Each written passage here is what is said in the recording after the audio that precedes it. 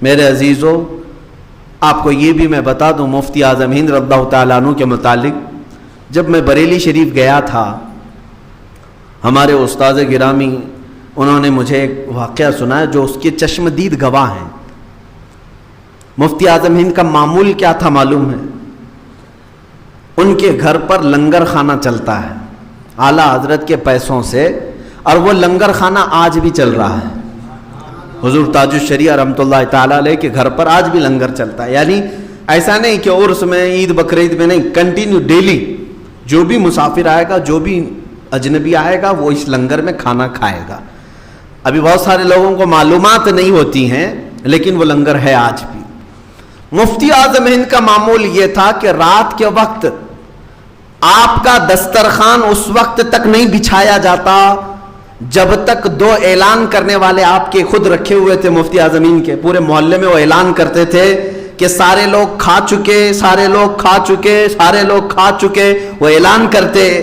اب سب کی طرف سے جواب آتا کہ کوئی کھانے والا باقی نہیں ہے، تب وہ آ کر کے خبر کرتے مفتی اعظم ہند کو، تب آپ کا دسترخوان لگایا جاتا محلے میں۔ اور اگر کوئی بھوکا باقی ہے تو وہ لنگر خانے میں آ کر کے کھا لے۔ یہ ڈھنڈورچی اعلان کرتے تھے اس وقت، اعلان کرنے والے روز کا معمول ہے۔ کبھی کبھار مفتی اعظم ہند رضی اللہ تعالیٰ عنہ کسی جلسے سے تاخیر سے پہنچتے، تب بھی پہلے یہ لوگ آ کر کے بتاتے، تب آپ رات کا کھانا کھاتے۔ میں نے جب یہ سنا تو روح کانپ گئی کہ حقیقت میں ان کو جس نے دیکھا ہوگا، جو میرے آقا صلی اللہ علیہ وسلم کی حدیث کے مطابق جس نے کسی عالم کی زیارت کی اس نے میری زیارت کی، جس نے کسی عالم سے مصافحہ کیا اس نے مجھ سے مصافحہ کیا، اس عالم کہلانے والا مصداق اگر کوئی ہے تو مفتی اعظم کی ذات ہے۔ یقیناً ایک بار کی بات ہے کہ آپ تاخیر سے گھر آئے ہیں، دسترخوان لگا ہوا ہے، رات کا وقت ہے، وہ دونوں جو اعلان کرنے والے تھے انہوں نے آ کر کہہ دیا کہ حضور سب کھا چکے، اب آپ کا کھانا لگا دیا جائے۔ آپ نے کہا ٹھیک ہے، کھانا لگایا گیا۔ آپ نے تھوڑی دیر رک کر کے کہا دیکھو مسجد میں کوئی مسافر تو نہیں رہ گیا، مسجد رضا آج بھی موجود ہے، اعلیٰ حضرت کے مزار پاک سے متصل ہے، قریب میں مسجد ہے۔ لوگ گئے، جا کر کے دیکھ کر کے آئے، مسجد میں کوئی تھا نہیں۔ آپ آ کر کے دونوں لوگوں نے کہا حضور کوئی نہیں ہے مسجد میں، آپ کھانا تناول فرمائیں۔ آپ کھانے کے لیے ہاتھ دھو چکے تھے۔ تھوڑی دیر کے بعد آپ نے پھر فرمایا کہ دیکھو ایک بار اور دیکھو مسجد میں کوئی رہ تو نہیں گیا۔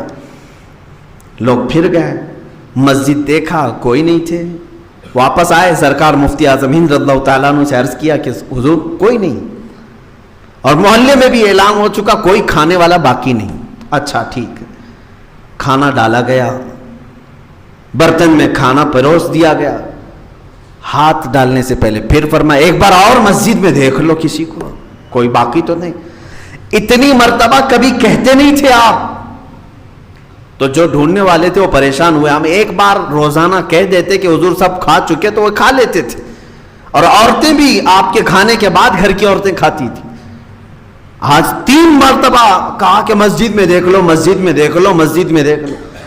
یہ لوگ آئے، ٹھنڈیوں کا زمانہ تھا، سخت ٹھنڈیاں یو پی کی، مسجد میں آئے، کہا کہ اچھی تلاشی لے لو۔ سارے لوگوں نے سب پوری مسجد ڈھونڈ ڈالی، کونے میں جو چٹائیاں لپیٹ کر رکھی گئی تھیں اس میں لپٹ کر کے ایک آدمی سویا ہوا تھا، اپنے جسم پر چٹائی لپیٹ کر کے کونے میں سویا ہوا ہے۔ لوگوں نے دیکھا کہ ایک آدمی ہے مسجد میں اور چٹائیوں میں خود کو لپیٹا ہوا ہے ٹھنڈیوں کی وجہ سے۔ چٹائی ہٹائی اور اس کو اٹھایا، کہا کہ میاں کون ہو تم، کہاں سے آئے ہو؟ وہ گھبرا کے اٹھا اور کہا کہ بھائی میں مسافر ہوں، میں گجرات سے آیا ہوں، پیر و مرشد کی بارگاہ میں، حضور مفتی اعظم ہند کی بارگاہ میں سلامی پیش کرنے کے لیے آیا، تاخیر ہو گئی رات میں۔ کہا کھانا کھایا؟ کہا نہیں کھایا، کھانا نہیں کھایا۔ کہا کہ چلو لنگر خانے میں کھانا موجود ہے، تم کھا لو۔ اس نے کہا نہیں، اب خواہش نہیں ہے، ابھی کھانے کی خواہش نہیں ہے، ضرورت نہیں ہے۔ ان لوگوں نے چلا کر کے کہا میاں تجھے خواہش نہیں، لیکن تیرے جب تک نہ کھائیں ہمارے مرشد نہیں کھانے والے ہیں۔ وہ بندہ اٹھ کر کے آیا لنگر خانے میں، وہ کھانا کھایا، تب مفتی اعظم ہند کے دسترخوان پر کھانا رکھا گیا۔ اس کو کہتے ہیں پیر روشن زمین. یہ نہیں کہ خالی مریدوں کا چورا بٹورے ہیں، جتنا آئے سب اندر ڈالے، سب اندر ڈالے. ہاں یہ بھی ہم نے دیکھا ہے، جو آ رہا ہے آتے جاؤ آتے جاؤ پھنستے جاؤ، آتے جاؤ پھنستے جاؤ. کچھ لوگوں کی تسبیح ہی یہی ہے کہ جو آئے وہ پھنس جائے، جو آئے وہ صرف لے کر کے آئے. علامہ عبد المصطفیٰ اعظمی رحمۃ اللہ علیہ، ان کی کتاب ہے لطائف اعظمی، اس میں اکثر وہ اس طرح کی باتیں لکھتے ہیں. ایک بندہ ڈوب رہا تھا پانی میں، پیر صاحب اوپر کھڑے تھے، پیر صاحب اوپر ہیں اور یہ پانی میں ڈوب رہا ہے. اس نے کہا حضور ہاتھ دے دیجئے، ہاتھ دے دیجئے میں اوپر آ جاؤں گا. نہیں دیا. ہاتھ دے دیجئے اوپر آ جاؤں گا. نہیں، بالکل نہیں، چلاتا رہا. تھوڑی دیر کے بعد وہ ڈبکی لگایا.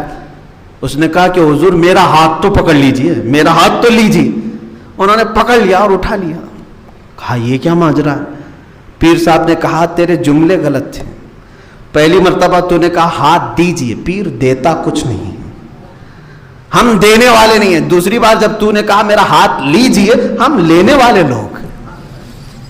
پہلے ہی اگر تو بولا ہوتا میرا ہاتھ لیجئے میں اسی وقت لے لیتا. یہ تو انہوں نے لکھا ہے علامہ عبد المصطفیٰ صاحب نے. اکثر لوگ اسی طرح کے ہوئے ہیں. میرے عزیزو، میرے آقا صلی اللہ تعالیٰ علیہ وسلم کی صفات جس پیر کے اندر ہیں وہ ایسے ہونی چاہیے جو ماں عائشہ صدیقہ فرماتی ہیں رمضان کے موقع پر حضور صلی اللہ علیہ وسلم کے پاس صرف ایک پیالہ دودھ ہے، افطاری کے لیے چند سانحیں باقی ہیں. اس وقت بھی میرے آقا کہتے عائشہ دیکھ لو ذرا باہر کوئی مسافر تو نہیں ہے، باہر کوئی اجنبی تو نہیں ہے. ماں عائشہ صدیقہ فرماتی ایک بار میں نے دیکھا جنت البقیع قبرستان کے قریب ایک بندہ کوئی اپنے سواری کو بٹھا کر کے درخت کے نیچے بیٹھا ہوا ہے. یہاں افطار کے لیے صحابہ کے ساتھ میرے آقا مسجد میں بیٹھے ہیں. آپ نے کہا اندر سے ماں عائشہ صدیقہ رضی اللہ تعالیٰ عنہا نے کہ دور کوئی ایک اجنبی نظر آ رہا ہے، مسافر نظر آ رہا ہے.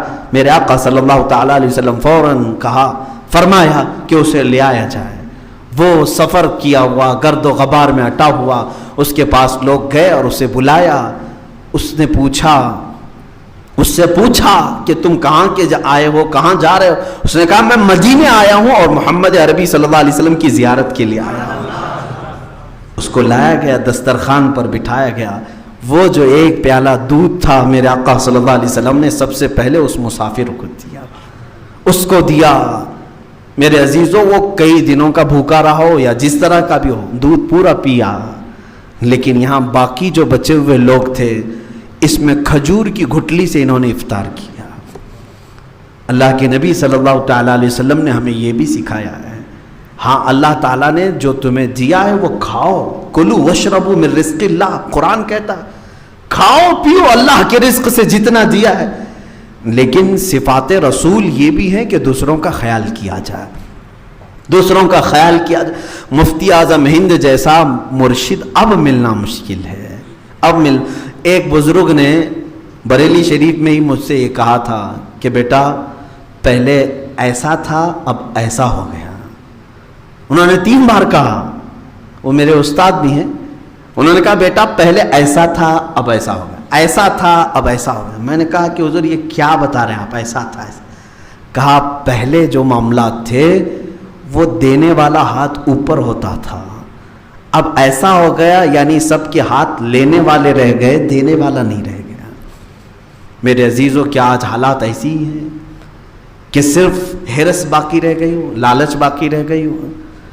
ہمارے اندر یہ طمع اور ہرس نہ ہو. اللہ تعالی ہمارے مشائخ کو بہترین اخلاق و کردار عطا فرمائے. اس لیے کہ میں نے پرسوں شاید کہا بھی تھا آپ سے کہ کبھی کبھار مرید کی دعا سے اللہ پیر کو کامل بناتا ہے. ہوتا یہی ہے کہ پیر کی دعا سے مرید اچھا ہوگا، یہ مشہور ہے. لیکن کبھی کبھار ایسا بھی ہوتا ہے کہ مریدین کی دعا سے اللہ پیر کو بھی صالح بنا دیتا ہے، اس کے اخلاق اچھے کر دیتا ہے. ہم سب دعا کریں اللہ تعالی ہمارے سروں پر اچھے اکابر اور اچھے مشائخ کا سایہ دراز فرمائے، جن کی زندگی میں ہم سنت مصطفیٰ کو دیکھ سکیں اور ان کو دیکھ کر کے ہم اپنے جینے کا سلیقہ سمجھ سکیں. یہ سرکار مفتی اعظم ہند رضی اللہ تعالیٰ عنہ کے متعلق چند باتیں تھیں، بس انہی باتوں پر میں اختتام کرنا چاہوں گا. کہ اللہ تعالیٰ نے اس خاندان کو یہ شرف عطا کیا ہے بریلی شریف کے، جو مسلسل 150 سال سے ہندوستان کے سنیوں کی سربراہی کر رہے ہیں. 1-2 سال نہیں، 150 سال ہو گئے. فتوے کا قلم آج بھی بریلی شریف کے پاس موجود ہے نا، سب جانتے ہیں. آج بھی بر صغیر کا حال یہ ہے کہ بریلی سے فتویٰ آ گیا تو اس کو سمجھتے ہیں بہت بڑی بات. یہ جو اللہ تعالیٰ نے اس خاندان کو انعام و اکرام عطا کیا ہے، یہ ان کا تقوی بھی ہے، ان کی پرہیزگاری بھی ہے، ساتھ میں عشق رسول بھی ہے.